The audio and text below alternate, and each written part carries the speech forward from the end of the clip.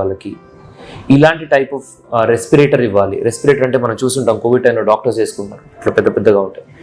So కొన్ని ఆ rules అన్ని కనుక ఫాలో అయినట్టయితే కనుక at least 90% they will be safe. So ఇది సిలికోసిస్ గురించి. సో మన దగ్గర ఉన్న ఫ్యాక్టరీస్ కానీ, ఇండస్ట్రీస్ కానీ, లేకపోతే బ్లాస్టింగ్ యూనిట్స్ కానీ అన్నీ కూడా ఇవన్నీ కూడా ఫాలో అవుతున్నాయని నమ్ముతున్నాను. అవ్వకపోతే కనుక ఫాలో అవ్వండి. తర్వాత బిసినోసిస్ అంటే మనం కాటన్ డస్ట్ పీల్చడం వల్ల ఆ మిల్స్లో కానీ, పర్టికులర్ ప్రాసెసింగ్ యూనిట్స్లో కానీ ఆ కాటన్ డస్ట్ పీల్చడం వల్ల ఈ బిసినోసిస్ అనే ప్రాబ్లం వస్తుంది.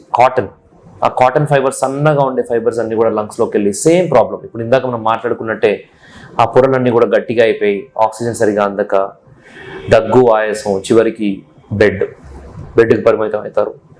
సో చాలా డేంజరస్ డిసీజెస్ ఇవన్నీ కూడా, ఆక్యుపేషనల్ లంగ్ డిసీజెస్ అనేవి. సో ఇవన్నీ కూడా పర్టికులర్